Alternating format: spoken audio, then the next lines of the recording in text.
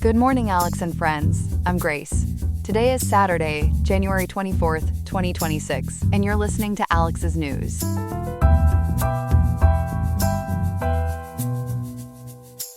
The high in Riverside today is 67.4 degrees, with a low dipping to 54.0, so expect a mild winter day perfect for getting out and about.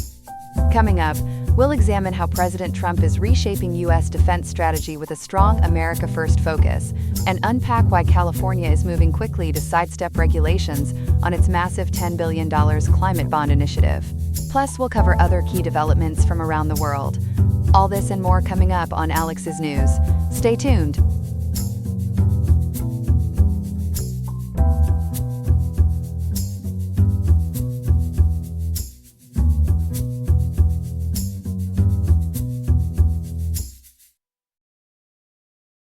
We start this half hour with a major shift in American military policy. The Trump administration has just released its new national defense strategy. Ethan, walk us through what changed here. Grace, the Pentagon rolled this out yesterday, a 34-page blueprint that, according to NPR and BBC News, is the clearest expression yet of President Trump's second-term America First worldview. It moves the U.S. away from acting as a kind of global police force and instead centers on dominating the Western Hemisphere, forcing allies to carry more of the load, and pouring money into high-end technology at home. Right from the first line, it takes a swipe at previous presidents, saying, quote, "For too long, the U.S. government neglected, even rejected, putting Americans and their concrete interests first," end quote.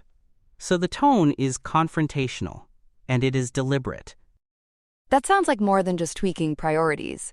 Philosophically, what is the big idea behind this strategy? At its core, this is a revival of the old Monroe Doctrine, but on steroids. The Washington Post and analysts at Brookings say the Trump team is essentially declaring the entire Western Hemisphere an American sphere of influence again, something some commentators are even calling the Trump Corollary, or Monroe Doctrine. The document says the Americas come first, before worrying about distant rivals like China, and it explicitly talks about excluding, quote, non-hemispheric, end quote, powers like Russia and China from gaining military or economic footholds here. It is a sharp rhetorical break from the Biden era's emphasis on a global network of democracies. And how does that translate into where the military is actually supposed to focus? Instead of organizing around countering China in the Pacific, this strategy makes the Western Hemisphere the top theater. BBC News notes it links national security to things like migration flows, drug trafficking, and cyber attacks, elevating the southern border to a core military mission for the first time. Russia and North Korea are described as, quote, persistent but manageable, end quote, threats that regional partners should primarily handle. The message is allies deal with their neighborhoods. The U.S. locks down its own. The document even changes place names, right? What symbolism are we seeing there? It literally renames the Gulf of Mexico the, quote, Gulf of America, end quote, which is a small phrase with big symbolism. According to NPR, the strategy also singles out places like Greenland and the Panama Canal as, quote, key terrain, end quote, where Washington wants guaranteed military and commercial access. That language suggests the U.S. is prepared to assert itself far more aggressively in those choke points. It is signaling to both allies and rivals that the map, in Washington's eyes, is being redrawn. The strategy also points to that dramatic raid in Venezuela earlier this month. How does that fit this new doctrine? The Venezuela operation is almost a case study for this new approach. On January 3rd, in a mission NPR and PBS NewsHour call Operation Absolute Resolve, U.S. special operators from Delta Force and the Night Stalkers flew into Caracas, hit President Nicolas Maduro's compound at Fort Tiuna, and snatched him and his wife, Cilia Flores. The Guardian reports it involved more than 150 aircraft, left somewhere between 40 and 100 people dead, including 32 Cuban troops, and wounded 7 American soldiers. The new defense strategy cites that raid as a model for, quote, decisive action, end quote, against regimes that enable drug trafficking and other threats into the U.S. And the administration is framing that as law enforcement, not war. Why does that distinction matter? It matters because it sidesteps both NATO and regional bodies, like the Organization of American States.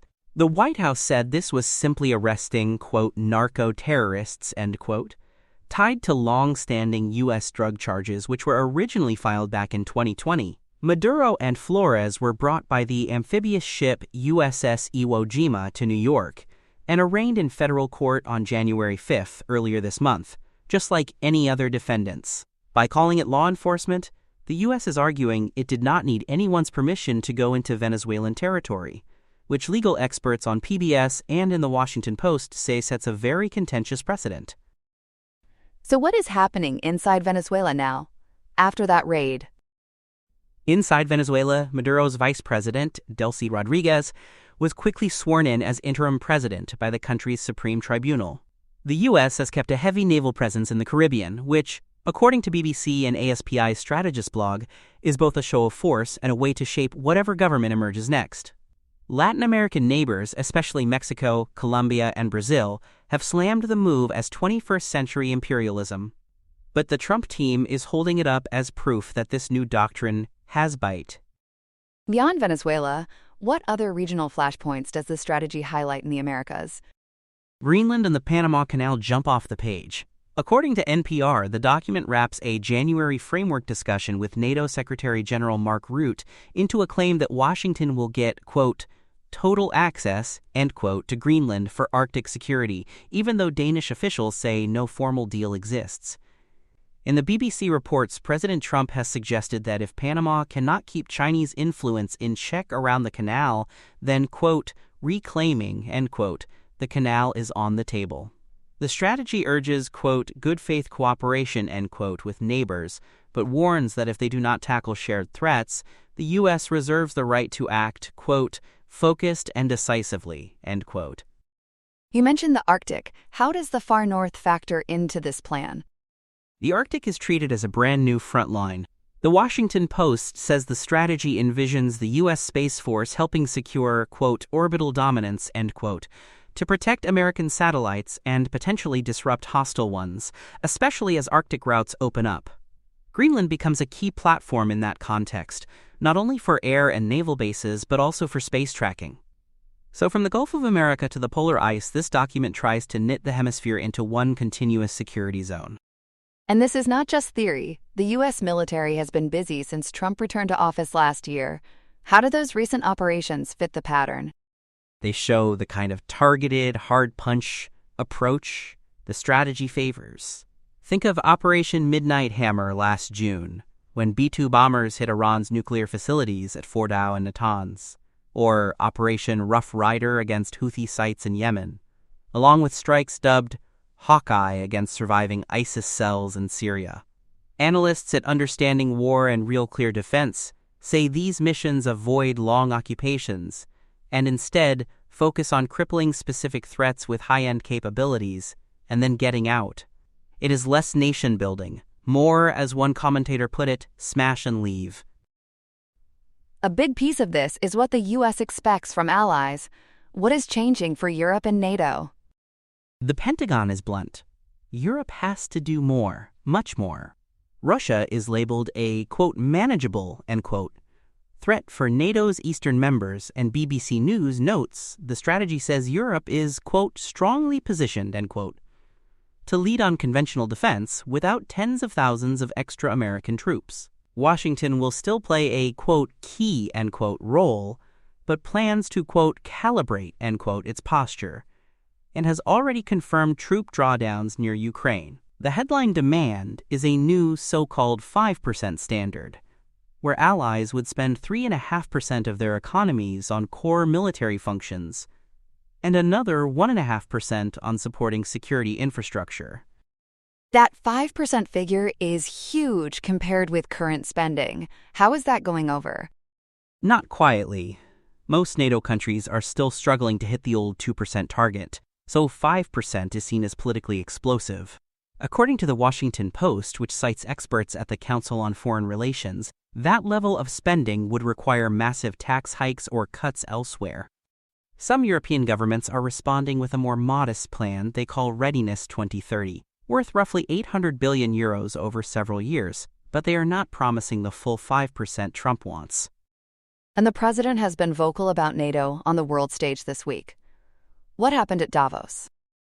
At the Davos Forum earlier this week, President Trump claimed the U.S. pays, quote, virtually 100%, end quote, of NATO's costs, which fact-checkers for BBC and other outlets point out is simply not true. That remark prompted a sharp response from Canadian Prime Minister Mark Carney, who warned that middle powers like Canada, South Korea, and Australia must band together or risk being, quote, on the menu, end quote, in a more transactional world. French President Emmanuel Macron added that he sees, quote, a shift towards a world without rules, end quote, if the alliance frays. Those comments capture the anxiety this strategy is generating among U.S. partners. How about in Asia? What does the new strategy say about North Korea and U.S. roles there? In Asia, Washington is signaling that frontline states will have to do more heavy lifting too. NPR reports the document says South Korea will take on primary responsibility for deterring the North, with what it calls, quote, more limited, end quote, U.S. backing. The broader approach is described as, quote, transactional diplomacy, end quote, where arms sales, training, and even basing are tied directly to trade concessions and export controls, particularly regarding China. And that same 5% spending benchmark is held up as the global expectation, not just a European one. Let's talk about China specifically. How does this document frame Beijing compared to the Biden era? The contrast is striking. The 2022 strategy under Biden called China the, quote, pacing challenge, end quote, for the U.S. military, the main competitor driving force planning. This new strategy, by contrast, describes China as a, quote, settled force, end quote, in the Indo-Pacific, and says Washington seeks, quote, stable peace, fair trade, and respectful relations, end quote. BBC News notes it emphasizes de-escalating the tariff wars and expanding military hotlines with Beijing to avoid accidents, so it is a softer tone even as it insists on leverage in other areas. One absence is really getting attention. There's no mention of Taiwan. Why is that so significant? Leaving Taiwan out entirely is a huge symbolic shift. Under Biden, official documents went out of their way to stress support for Taiwan's self-defense, including asymmetric weapons and training.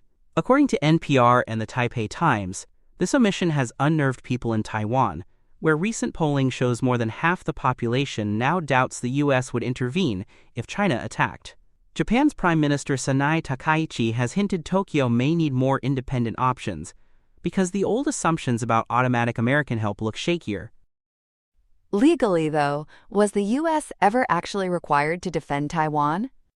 That is an important nuance. Legal analyses from Congress.gov and the U.S. Naval Institute explain that the 1979 Taiwan Relations Act requires Washington to provide Taiwan with defensive arms and to maintain the capacity to respond, but it does not promise U.S. troops will fight. The Mutual Defense Treaty that once obligated America to defend Taiwan expired back in 1980. Later laws, like the Taiwan Enhanced Resilience Act tied to this year's defense bill, pour billions into arms and training, but they still stop short of a formal guarantee. And how does that square with this new strategy's silence on Taiwan? From a legal standpoint, experts tell outlets like Focus Taiwan and USNI that the omission does not violate any statute because U.S. commitments were always framed as flexible, guided by, quote, constitutional processes, end quote. But strategically, it clearly weakens what's called deterrence by leaving more doubt in Beijing's mind about whether the U.S. would step in. China responded to the latest arms package last year with large-scale drills around the island, and analysts worry this new silence might be read as a green light to probe further. So it is less about law, more about the signals Washington is sending. Let's turn to the money. This strategy comes with a massive price tag, especially for technology. What are we looking at? The administration is proposing roughly $1 trillion for the upcoming defense budget, a big jump over previous years. The showpiece is something they have branded the, quote, Golden Dome, end quote, a multi-layered missile defense system anchored in space. According to The Guardian and Defense One, the idea is to launch thousands of small interceptors that can shoot down incoming hypersonic missiles or swarming drones before they reach U.S. skies. On paper, the White House pegs the initial cost at about $175 billion, but independent estimates from the Congressional Budget Office, reported by Bloomberg, say the real lifetime tab could exceed $1.1 trillion. Beyond the Golden Dome, what other tech changes does the strategy push? It doubles down on modernizing the nuclear triad and expanding the Space Force's ability to target enemy satellites and protect American ones. There's a big push for artificial intelligence to assist battlefield decisions, from targeting to logistics. Something breaking defense notes could radically speed up combat operations but raises major ethical questions. The plan also calls for deregulating the defense industrial base, loosening environmental and contracting rules so weapons can be built and fielded faster. Supporters say that's essential to compete with China's defense factories. Critics worry it opens the door to waste, corners being cut, or worse. How has the rest of the world responded to both the doctrine and that Venezuela raid? The backlash has been intense. UN Secretary General Antonio Guterres condemned the Venezuela mission as a, quote, dangerous precedent, end quote, saying it violated the UN Charter's protections for territorial integrity. And that triggered an Emergency Security Council session that the Washington Post and KPBS report was filled with angry speeches from Russia, China, Cuba, and Iran. Across Latin America, leaders in Mexico City, Bogota, and Brasilia have compared it to 19th century gunboat diplomacy, arguing it could justify similar grabs by other powers. European allies, meanwhile, are rattled enough to launch that Readiness 2030 initiative, but they are also openly warning that moves on Greenland or the Panama Canal could tear NATO apart. You mentioned Greenland. What are we hearing from Denmark and other European capitals about that? Danish Prime Minister Mette Frederiksen has been especially blunt. According to NPR, she warned that any attempt to strong-arm Denmark over Greenland's status could, in her words, put the future of NATO itself at risk. Other European officials are privately fuming that Washington is acting unilaterally while demanding they spend more and align trade policies against China. Russia, interestingly, is almost gloating, with think tanks like Understanding War noting Moscow sees widening U.S.-European rifts as a strategic gift. And what about China's reaction to being downplayed as a threat but still treated as a competitor? Beijing's response has been cautious. Time magazine reports Chinese officials welcomed the softer rhetoric about, quote, stable peace, end quote, but say they remain suspicious of U.S. efforts to tighten export controls on advanced chips and to build missile defenses in space. They are watching the Taiwan silence very closely, testing with military drills but not escalating beyond that yet. So you have this odd mix where the two sides are talking more, but underlying frictions are still very much there. Let's bring it home. How is Congress and the American public reacting to this new strategy? Reactions are split and not neatly along party lines. Just 2 days ago, the House tried to pass a resolution to rein in the president's authority to conduct operations in Venezuela. It ended in a 215-215 tie, according to JNS.org, so nothing changed. Veterans of the Afghanistan War and some former NATO commanders, speaking to the BBC and AFSC, warn that pulling back too far from Europe and Asia could create power vacuums that Russia and China will rush to fill. On the other hand, commentators at Real Clear Defense argue this plan finally aligns U.S. military power with what many citizens actually want: secure borders, a strong economy, and such overwhelming deterrence at home that no one dares attack. So, bottom line, Ethan, what does this national defense strategy mean for America's place in the world? It is essentially a stress test for the post-World War II order.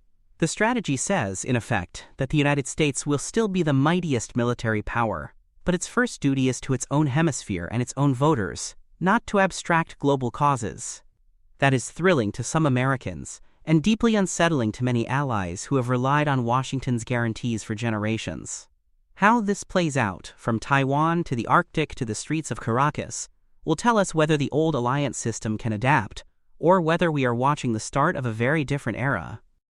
A lot to unpack, and it is only January. Ethan, thanks for breaking that down for us this morning. California voters signed off on a massive climate bond more than a year ago. but a lot of that money still is not out the door. Reporter Chloe is with us to explain a new push of the Capitol to speed things up. Chloe, start us off. What is this bond supposed to do? This is Proposition 4, the $10 billion climate bond voters approved back in November of 2024. According to CalMatters, it is California's largest climate adaptation investment ever, aimed at wildfires, drought, water shortages, coastal flooding, and protecting nature. Roughly $4 billion is meant for safer drinking water and drought resilience, with about $1.5 billion for wildfire prevention and another big chunk for coastal defenses and biodiversity. At least 40% of the money is legally required to benefit disadvantaged or vulnerable communities, so there is a strong equity promise baked in. If the voters okayed this more than a year ago, why is so much of the money still stuck?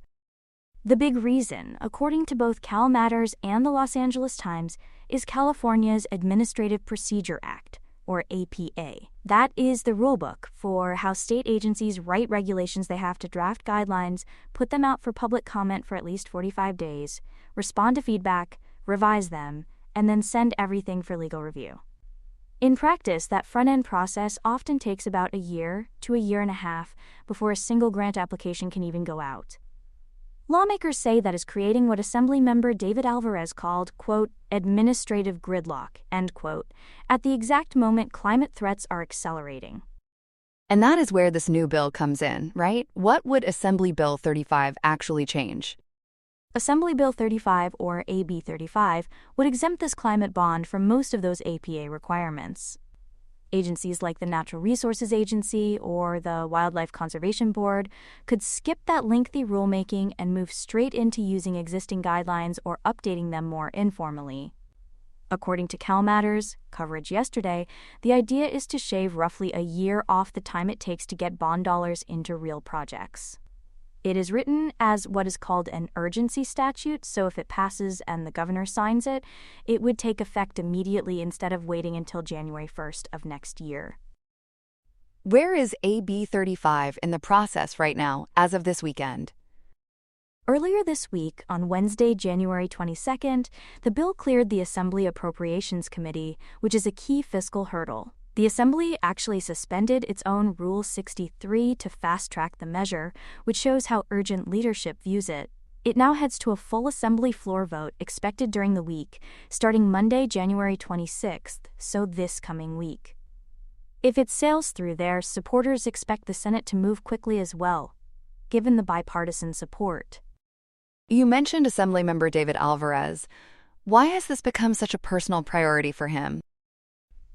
Alvarez represents a San Diego border district that has been dealing with chronic sewage pollution from the Tijuana River for years. According to the Los Angeles Times, beaches in places like Imperial Beach are often closed because of toxic runoff, and residents have lived with the smell and health worries for a long time. AB 35 could free up as much as $30 million from the bond for Tijuana River cleanup, potentially jump-starting up to 9 projects that have been outlined but stalled. At the hearing on Wednesday, he told colleagues, quote, "The urgency is especially real in my district, where communities have endured years of sewage pollution," end quote, arguing that voters expected swifter relief when they approved the bond. So for people listening, what has actually happened with this bond money so far, and what is still frozen? Governor Gavin Newsom did sign Senate Bill 105 back in September of 2025, which allocated the first wave of about $3.25 billion from the bond. But as CalMatters notes, getting that money appropriated in the budget is only step one. Much of it still cannot move because agencies are stuck in that APA guideline phase. The Legislative Analyst's Office, or LAO, estimates the bond will ultimately cost taxpayers around $16 billion over roughly 40 years once you add interest. So you have a very large, very visible pot of voter-approved debt, and not many shovels in the ground yet. Some of the concern, too, is about how the money is being used. How have lawmakers already diverted pieces of this bond away from competitive climate projects? During the current 2025 to 2026 budget cycle, the state faced about a $12 billion deficit, and lawmakers started eyeing the bond as a pressure release. According to CalMatters, about $250 million from Proposition 4 was steered into district-specific earmarks through budget trailer bills, bypassing the normal competitive grant process. That included around $50 million for the Great Redwood Trail in former Senate leader Mike McGuire's North Coast District, about $1 million for an interactive water exhibit at a Santa Barbara museum in Senate President Monique Lemont's district, and roughly $16 million to block development on San Julian Ranch in Assemblymember Greg Hart's district. The Wildlife Conservation Board was originally supposed to get around $339 million from the bond, but roughly a quarter of that was peeled off for those kinds of targeted projects. And on top of that, there is talk of the bond being used to backfill the regular budget. What does that look like? Governor Newsom's budget has proposed roughly $305 million in what is called a backfill swap, where bond dollars would replace general fund money that had been paying for ongoing climate programs. The LAO explains that when you do that, you are not adding new climate investment. You are simply freeing up ordinary budget money and filling the gap with borrowed funds that voters thought were for extra work. Some environmental advocates told CalMatters that this effectively turns the bond into a relief valve for short-term fiscal problems, rather than a true climate expansion. The LAO also notes that unspent general fund money from those programs just falls back to the state's bottom line and does not directly improve climate outcomes. So if AB 35 speeds things up and cuts some of the public process, does that make it easier for that kind of political pork to creep in? That is a real risk, and history backs it up. A 2016 UCLA study of Proposition 84, a big water and parks bond from 2006, found that exempting agencies from the APA did help grants roll out a bit faster. But it also weakened public input on how grant criteria were written, letting agencies interpret vague words like benefit in more flexible and sometimes more political ways. The study concluded that urban disadvantaged communities ultimately got less than expected, because there were fewer formal opportunities to challenge how those benefits were being defined. Yet you mentioned AB 35 has pretty strong bipartisan backing. Who is lining up behind this bill? As of today, there are about 30 co-authors from both parties, and no formal opposition filed, which is unusual in Sacramento. One of the most notable names is Republican Senate Minority Leader Brian Jones from San Diego, who actually led opposition to Proposition 4 back in 2024 over its cost and the risk of earmarks. He told the Los Angeles Times that, quote, AB 35, in my opinion, is good government because its purpose is to eliminate delays and waste, end quote.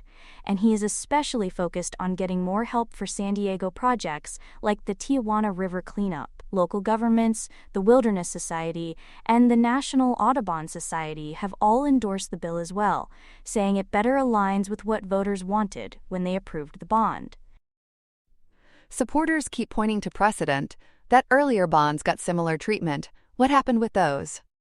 Both CalMatters and The Times note that past bonds like Proposition 84 in 2006 and Proposition 68 in 2018 were also exempted from much of the APA. Advocates argue that made sense because many of the grant programs already existed and did not need to reinvent their rulebooks every time voters approved new money.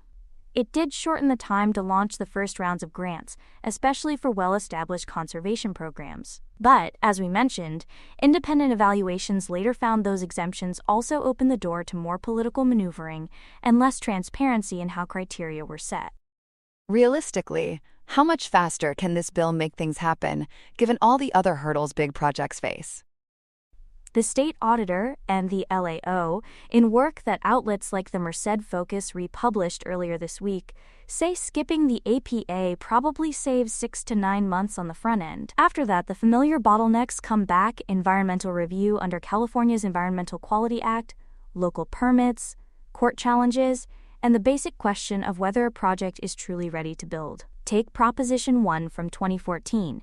Which set aside $2.7 billion for water storage, including a big new reservoir north of Sacramento. 10 years later, much of that is still tied up not because of the APA, but because of CEQA lawsuits, permitting fights, and complicated financing. So just to be clear, AB 35 would not touch those environmental reviews at all? Correct. This bill does not change CEQA or any of the core environmental protections.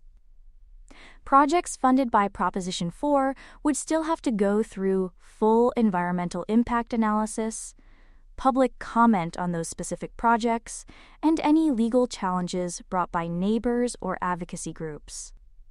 The focus here is entirely on the internal rulemaking agencies do before they even start soliciting applications. Nonpartisan analysts told Cal Matters that AB 35 is really about speeding the start of the spending, not magically shortening construction timelines once a project is underway. With less formal rulemaking, what kind of oversight and transparency would still be in place for this $10 billion? Proposition 4 itself built in several guardrails. It requires annual independent audits by either the State Controller's Office or the Department of Finance, and the California State Auditor still has authority to open deeper investigations if it flags a program as high risk. The Natural Resources Agency must keep a public website, bondaccountability.resources.ca.gov, listing every funded project, how much it received, and what it is supposed to accomplish under an executive order known as S-02-07. On top of that, the 40% requirement for disadvantaged communities can be enforced in court, and every year, the legislature still has to appropriate major chunks of this money, which triggers LAO review and public budget hearings. You keep coming back to that 40% equity target. How confident are experts that disadvantaged communities will actually see that share? They are cautiously hopeful but wary. Cal Matters points to that UCLA study of Proposition 84, which found that even when bonds say, prioritize disadvantaged communities, the result can fall short if definitions are loose and frontline groups are not at the table when guidelines are written. Because AB 35 trims the APA process, there will be fewer formal public workshops and comment periods where residents and advocates can push for clearer criteria. So the equity promise is there on paper, but making it real will depend on how aggressively agencies and the legislature enforce those targets. Before we wrap, can you remind us how this $10 billion is supposed to break down in broad strokes? Sure. According to the Legislative Analyst's Office and Cal Matters, just under $4 billion is slated for drinking water upgrades and drought resilience. Things like fixing small town systems and improving groundwater. About $1.5 billion is for wildfire prevention and forest health, which could mean forest thinning, prescribed burns, or hardening rural communities. Roughly $1.25 billion would go to coastal resilience, helping cities prepare for sea level rise, plus a similar amount for biodiversity and nature-based solutions like wetlands restoration. All of that is on top of smaller pots for things like climate-smart agriculture and community-level resilience hubs. There was some criticism when this bond went on the ballot. How did voters weigh those concerns about debt and accountability? During the 2024 campaign, critics warned that the bond would add roughly $16 billion in taxpayer costs over 4 decades and worried about limited oversight, especially given California's track record with megaprojects. The Washington Post and others noted comparisons to the troubled high-speed rail bond, which voters approved in 2008 and which has struggled with cost overruns and shifting timelines. Still, voters passed Proposition 4 by a wide margin, signaling they felt the urgency of climate impacts outweighed those fiscal concerns. Cal Matters has called it the state's boldest climate adaptation commitment to date.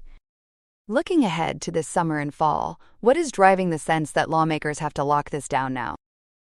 Wildfire season is just a few months away, and climate scientists expect hotter, drier conditions to keep elevating risk, especially in the Sierra and inland foothills.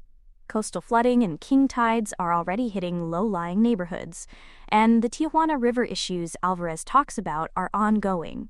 The Los Angeles Times recently ran photos of San Diego State researchers sampling contaminated water to underscore that human toll.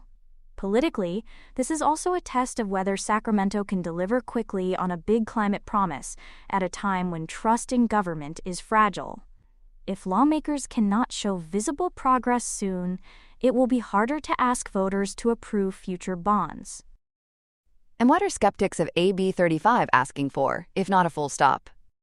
Most of the criticism is not about the goal of speeding up climate action, but about the safeguards. Some environmental justice groups and fiscal watchdogs quoted by CalMatters say they would like to see clearer anti-earmark language, more explicit scoring systems for grants, and perhaps stronger penalties if the 40% equity mandate is not met. They worry that without those, AB 35 could repeat what they see as mistakes from Proposition 84 and turn big bond packages into bargaining chips in budget negotiations. The Los Angeles Times, in its coverage of last year's environmental bills, framed the debate as a choice between rapid response and long-term trust.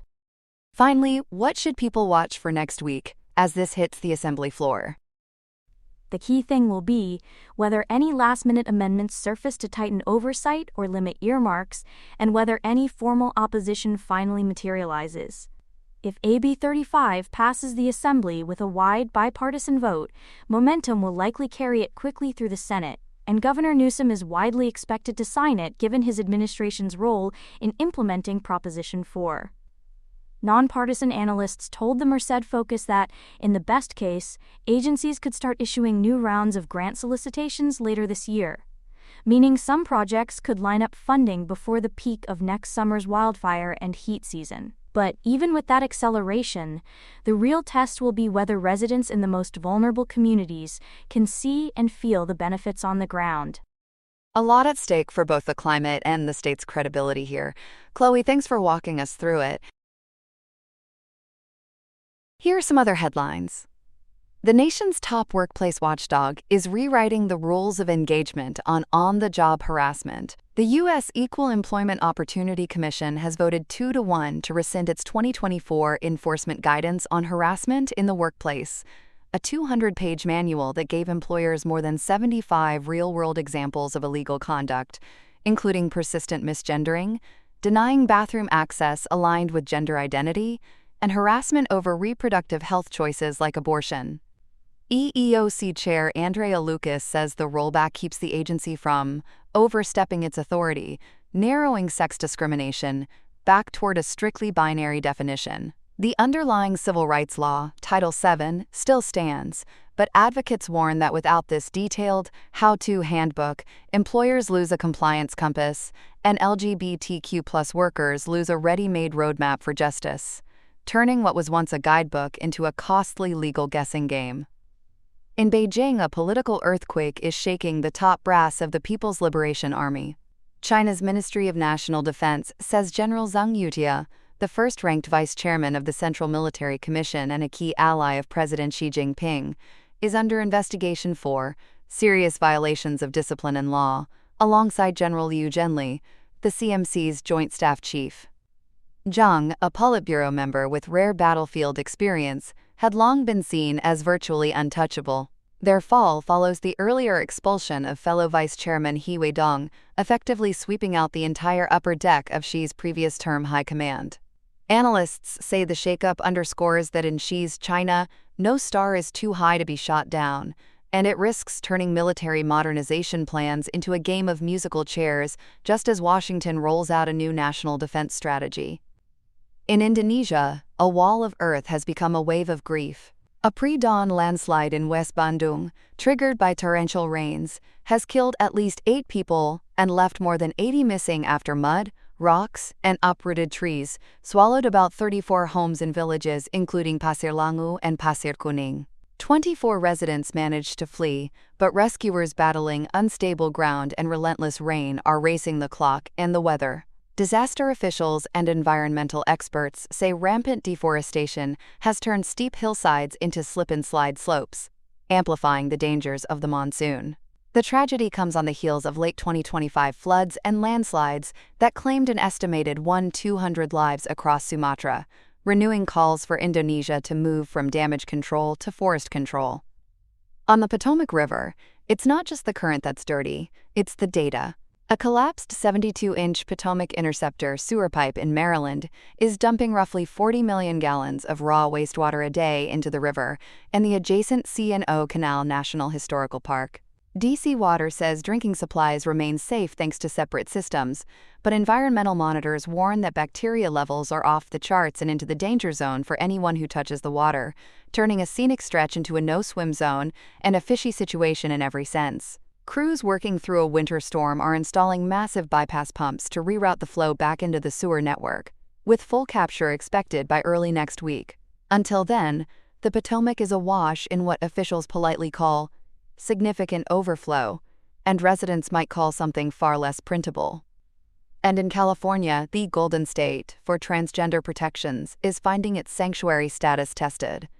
A looming Supreme Court ruling, expected in June, could block policies that let trans students compete on sports teams matching their gender identity, while federal challenges target state rules that bar schools from forcibly outing students to parents. At the same time, new national directives on youth gender-affirming care and the threat of losing billions in social service dollars are turning policy into a high-stakes tug-of-war between Sacramento and Washington. A federal judge has temporarily halted an effort by the Trump administration to yank that funding from California and several other states, but providers say subpoenas and fiscal pressure are already prompting some clinics to quietly scale back services. A recent settlement shields patient records at Children's Hospital Los Angeles through 2029, yet advocates warn that even with the paperwork protected, access to care could still be eroded, creating, in effect, a ban by 1,000 cuts for families seeking treatment. That's all we have for now. Today's episode was made by Alexander King with GPT-5, Gemini Pro 3, Gemini Flash 3, and Google Cloud Text-to-Speech. I hope you have a great day. I'll see you tomorrow, Alex.